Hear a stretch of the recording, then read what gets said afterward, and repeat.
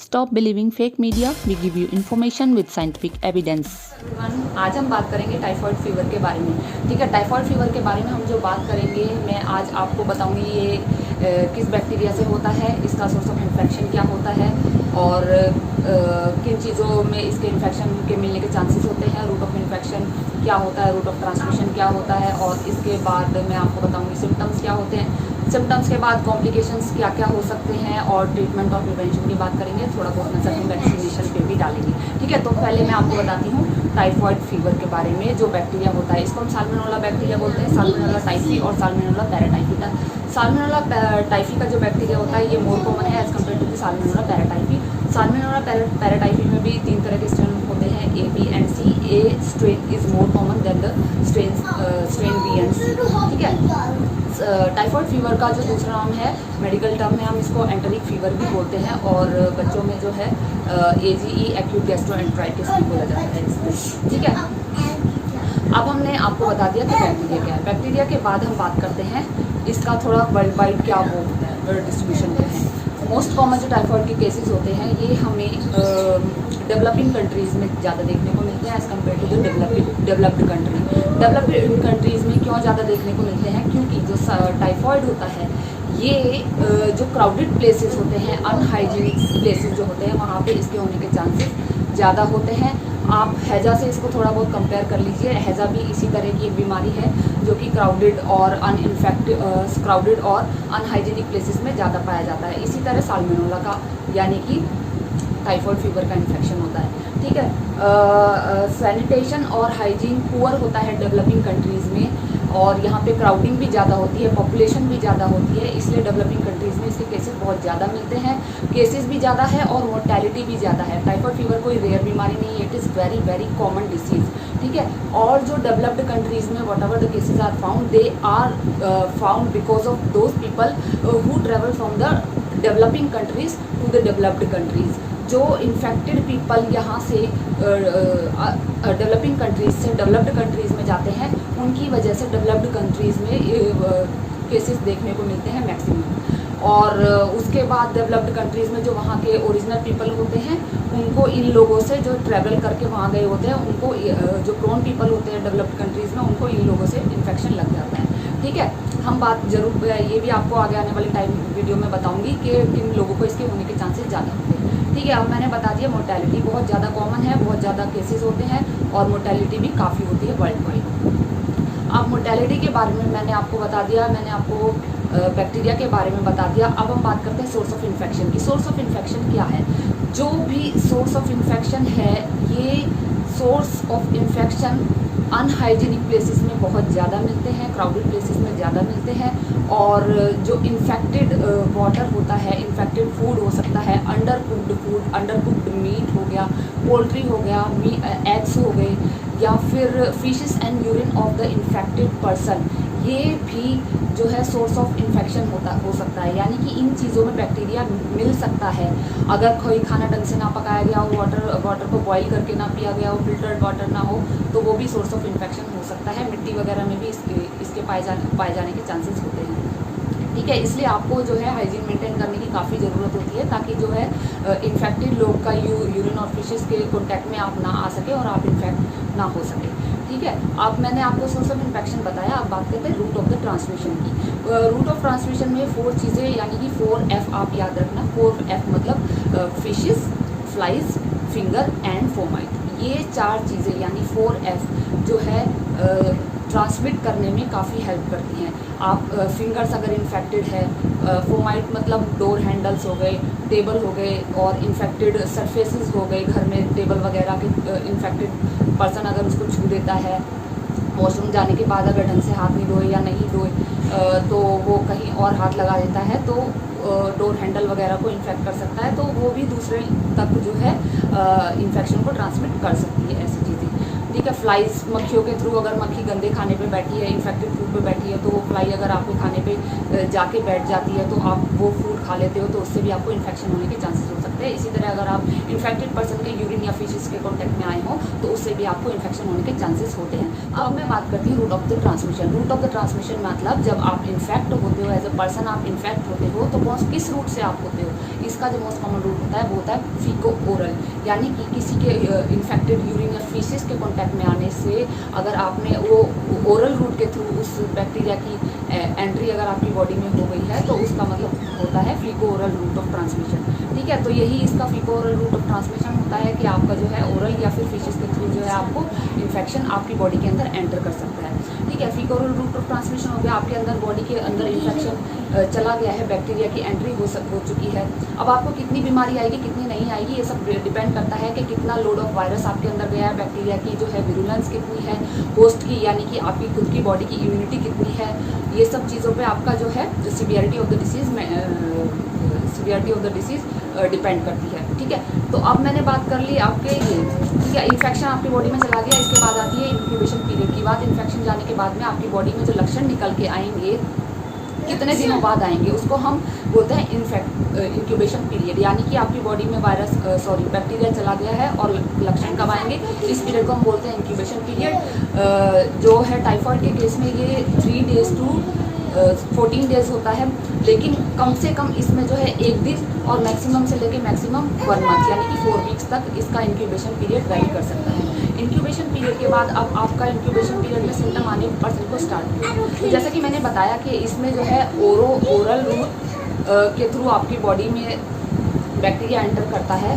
तो जब आपका बैक्टीरिया ने एंट्री करी तो जो सिम्टम्स मिलेंगे आपको जीआई सिम्टम्स सबसे पहले आते हैं यूजुअली, क्योंकि बैक्टीरिया जाता है आपका पेट में जाता है, फिर इंटेस्टाइन में जाता है, उसके बाद बॉडी में दूसरी जगह में जाना शुरू होता है। तो जब आपके जीआई सिम्टम्स आते हैं वो मोस्ट कॉमनली जो होते हैं वो डायरिया एंड वॉमिटिंग होती है। इसके अलावा कुछ केसेस में कॉन्स्टिपेशन भी देखने को मिलता है। जीआई सिम्टम्स में दूसरे जो सिम्टम्स होते हैं जैसे कि abdominal distension, abdominal tenderness, bloating हो गया, कॉन्स्टिपेशन, डायरिया हो गया, और ये सब चीज़ें आपको देखने के लिए मिल सकती है गैस्ट्रोइंटेस्टाइनल सिम्टम्स में। और अब जो दूसरे सिम्टम्स होते हैं उसमें फ्लू लाइक सिम्टम्स ये भी काफ़ी कॉमन होते हैं।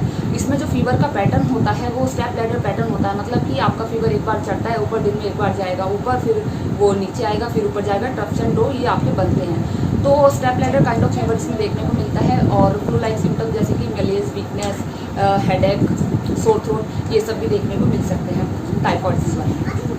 ठीक है, इसके अलावा जो आपका जब बैक्टीरिया स्टमक में और इंटेस्टाइन में पहुंच जाता है वहाँ पे जाके वो म्यूकोजल बैरियर जो होता है स्टमक की वॉल के ऊपर जो एक म्यूकोजा होता है उसको डिस्टर्ब करना शुरू करता है, और डिस्टर्ब करने के बाद वो है इन्फ्लेमेशन भी होता है उस जगह पे। इन्फ्लेमेशन की वजह से क्या होता है कि वॉल में जो है आपका इन्फ्लेमेशन होने की वजह से वहाँ पे परफोरेशन भी हो सकती है, और इंटेस्टिनल वॉल में परफोरेशन होने के बाद में जो आपका इन्फेक्शन होता है वो आपकी बॉडी में पेरिटोनियम में, एब्डोमिनल कैविटी में जा सकता है, वहाँ से वो दूसरे ऑर्गन तक पहुँच सकता है, वहाँ से उसको लिवर में एंट्री मिल सकती है, उसको स्प्लीन में एंट्री मिल सकती है, लंग्स में एंट्री मिल सकती है, वो ब्लड में जा सकता है, बोन में जा सकता है, ब्रेन में जा सकता है, anywhere it can go in the body. So आपको जो है इसको फैलने से बचने के लिए आपको जो है अर्ली डायग्नोसिस बहुत महत्वपूर्ण होती है। ठीक है, अब आपका मैं बात कर रही थी कि सिम्टम्स के बारे में, मैंने आपको फ्लू लाइक सिम्टम्स बताए, मैंने आपको जो है जीआई सिम्टम्स, गैस्ट्रोइंटेस्टाइनल सिम्टम्स भी बताए। अब मैं आपको बताऊंगी दूसरे ऑर्गन रिलेटेड सिम्टम्स भी हो सकते हैं, जितनी भी वो डिपेंड करेगी कि आपकी किस ऑर्गन की इन्वॉल्वमेंट है। अब मैं बात करती हूँ कॉम्प्लिकेशन के बारे में। कॉम्प्लिकेशन भी आपके जो है वो कितनी फैली है उस पर डिपेंड करती है। इसमें गैस्ट्रोइंटेस्टाइनल वॉल का परफोरेशन हो सकता है, जीआई गैस्ट्रोइंटेस्टाइनल परफोरेशन हो सकता है, स्पॉन्टेनियस बैक्टीरियल पेरिटोनाइटिस जिसको हम एसबीपी बोलते हैं वो हो सकता है, निमोनिया हो सकता है, लंग एब्सेस हो सकता है, लिवर एब्सेस हो सकता है, हेपेटाइटिस लाइक सिम्टम्स हो सकते हैं, और आपके बोन की इन्वॉल्वमेंट हो सकती है, बोन एब्सेस बन सकती है, ओस्टियोमाइलाइटिस हो सकती है, सेप्टिसीमिया, बैक्टीरिया हो सकता है। तो ये सारी चीज़ें होती हैं कॉम्प्लिकेशन, बट आपको कॉम्प्लिकेशन तक की स्टेज ना आए इसके लिए आपकी अर्ली डायग्नोसिस बहुत ही ज़्यादा ज़रूरी होती है। जब पर्सन को इन्फेक्शन आ जाता है, इन्फेक्टेड पर्सन या तो वो एंटीबायोटिक के कोर्स के बाद ठीक होता है, कुछ केसेस में ये डिसीज़ जो है सेल्फ लिमिटिंग भी होती है, यानी अपने आप भी ठीक होने की टेंडेंसी होती है कुछ केसेस में, जिन लोगों की इम्यूनिटी अच्छी होती है। जिन लोगों की इम्यूनिटी अच्छी नहीं होती है उन लोगों को इसके सीवियर होने के चांसेस ज़्यादा होते हैं। ठीक है, और कुछ केसेस में जो है जो केस होते हैं उनमें रिलैप्स भी हो जाता है, यानी कि वो ठीक होने के बाद में उनको दोबारा से टाइफाइड होने के चांसेस भी रहते हैं। कुछ केसेस में जो है टाइफॉइड के जो केस हैं वो कैरियर में कन्वर्ट हो जाते हैं। लगभग 4% के केसेस में टाइफॉइड ठीक नहीं होता है, उनके सिम्टम्स चले जाते हैं दवाई ववाई खा के, और उनके लेकिन वो people continue to excrete the bacteria in their faeces and urine, और उनका पता भी नहीं चलता है। इस तरह के पीपल काफ़ी डेंजरस होते हैं, वो एक्सक्रीट करते रहते हैं, दूसरे लोगों को इन्फेक्ट करते रहते हैं और एसिम्प्टोमेटिक होते हैं, इनको हम कैरियर बोलते हैं। ठीक है, अच्छा अब हम बात करते हैं कौन लोग मोर प्रोन है to acquire the infection. Those people who have the compromised immunity, they have the more chances to acquire the infection. Also the normal flora of the gut is able to prevent the infection in the normal individual, but those individual who have the altered gut flora, altered flora of their gastrointestinal tract due to the indiscriminate use of the antibiotic, they have the more chances to acquire the infection. इसके अलावा जो है immunocompromised people जैसे कि HIV, pregnant female, cancer के लोग जो होते हैं, मेल न्यूट्रिशन वाले जो लोग होते हैं, इन लोगों को भी चांसेस ऑफ इन्फेक्शन ज़्यादा होते हैं। ठीक है, अब हम बात करते हैं डायग्नोसिस के बारे में, जो कि बहुत इंपॉर्टेंट है। Early diagnosis is very crucial in this disease. ठीक है, अर्ली डायग्नोसिस करने के लिए आप क्या करोगे? सबसे पहले मैं बताती हूँ कंफर्म करने के लिए क्या करना है। कंफर्म करने के लिए blood culture and sensitivity is very very good.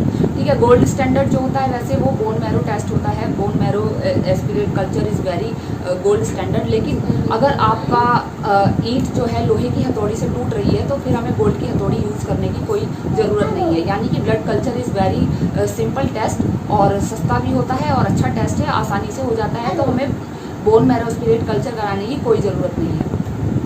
ठीक है, वो बोन मैरो एस्पिरेट करना एक इन्वेसिव टेक्निक है, काफ़ी एक्सपेंसिव भी होती है, तो हम वो ज़्यादातर प्रेफर नहीं करते हैं।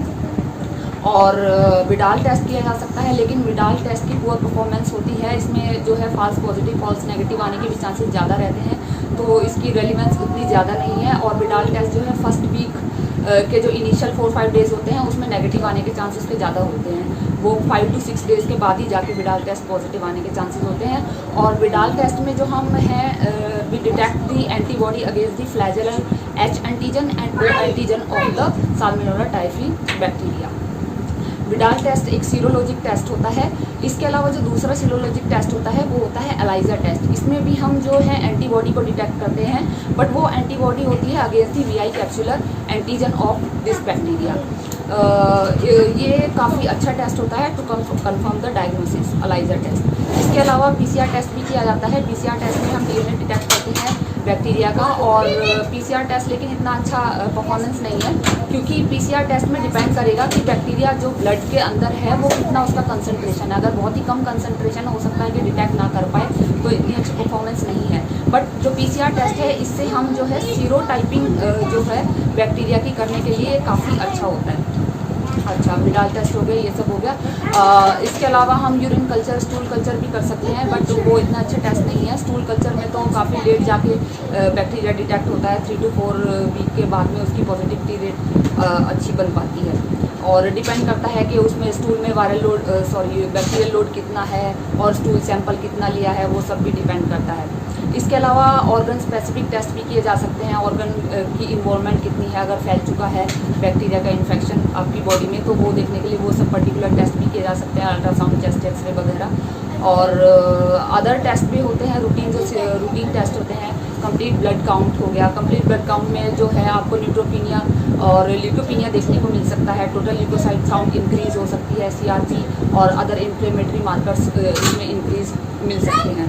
ठीक है, अब ये बात कर ली मैंने आपकी डायग्नोसिस के बाद आते हैं मैनेजमेंट की, जिसमें कि हम प्रिवेंशन एंड ट्रीटमेंट की बात करेंगे। पहले मैं ट्रीटमेंट बता देती हूँ, क्योंकि एक बैक्टीरिया है, बैक्टीरिया को मारने के लिए आपको एंटीबायोटिक की ज़रूरत पड़ेगी ही पड़ेगी, तो इसमें आपको एंटीबायोटिक का कोर्स कराया जाता है। एंटीबायोटिक के कोर्स के अलावा आपको जो है अपना हाइड्रेशन और न्यूट्रिशन मेंटेन करना होता है, साथ में हाइजीन एंड सैनिटेशन पे ध्यान देना होता है। बॉइल्ड वाटर और प्रॉपर्ली कुक्ड वाटर आपको खाने के लिए बोला जाता है, ताकि उसमें इन्फेक्शन के चांसेस ना हो। ठीक है, इसके अलावा मैं आपको बताऊंगी वैक्सीनेशन के बारे में। प्रिवेंशन के लिए कोई मेन नहीं है, प्रिवेंशन आपका वही है स्ट्रेटजीज आपकी कि आपको हाइजीन सैनिटेशन मेंटेन करना है। आपको किसी जगह पे ट्रैवल करने से पहले वहाँ की एंडेमिक हिस्ट्री क्या है, टाइफॉइड के बारे में वो सब जान लेनी चाहिए। वहाँ पे वैक्सीन लगवा के जानी चाहिए प्रिवेंट करने के लिए, ताकि आपको किसी जगह पे आप ट्रैवल कर रहे हो तो वहाँ जाके आप बैक्टीरिया लेके ना आ जाओ। और साथ में अगर आप दूसरी जगह जाते हो तो आप वहाँ अपना सेफ ड्रिंकिंग वाटर का ध्यान रखें, हाइजीन सैनिटेशन का ध्यान रखें, hand washing before and after meals का ध्यान रखें, और नॉर्मली भी आप अपना जो है इन चीज़ों का ध्यान रखें। क्राउडेड प्लेसेस से बचें, और अपने घर में जो है हाँ, एक चीज़ और मैं बताना चाहती थी कि जो इन्फेक्टेड पीपल हैं, जो केसेस होते हैं जिनको टाइफॉइड बीमारी है, वो लोग अपना जो एक्सक्रीटा डिस्पोज करते हैं, उनको कोशिश करनी चाहिए कि वो अपना एक्सक्रीटा को ट्रीट करने के बाद किसी केमिकल से, पर्टिकुलरली क्लोरहेक्सिडिन केमिकल यूज़ किया जाता है, उसमें आपको अपने एक्सक्रीटा को ट्रीट करने के बाद ही डिस्पोज ऑफ करना चाहिए, ताकि दूसरे लोगों को आपके एक्सक्रीटा से इन्फेक्शन होने के चांसेस ना हो। ठीक है, अब हम बात करते हैं वैक्सीनेशन की। Though it's a very good strategy to control and prevent the cases of the typhoid, but it is not 100% sure कि after vaccination how much you are protected. ठीक है, 100% प्रोटेक्शन नहीं होता है, लेकिन हाँ प्रोटेक्शन होता है, और सीरियस बीमारी में कन्वर्ट होने के चांसेस भी कम होते हैं। वैक्सीन जो है 2 साल से बड़े बच्चों को लगाई जाती है और 18 साल की उम्र तक लगाई जाती है। फर्स्ट डोज के बाद में उसको कुछ 2-2 साल के अंतर में बूस्टर डोज भी लगवाई जाती है। और पर्टिकुलरली जो ट्रैवलर्स होते हैं, जो कि डेवलपिंग से डेवलप्ड कंट्री या किसी और दूसरी जगह जा रहे होते हैं, ट्रैवलर्स को रिकमेंड की जाती है वैक्सीनेशन के बारे में। ठीक है, होप करती हूँ कि आपको ये वीडियो पसंद आई होगी, और अगर आपको पसंद आई हो, अच्छी लगी हो, तो then do not forget to subscribe, share and like it. Thank you so much.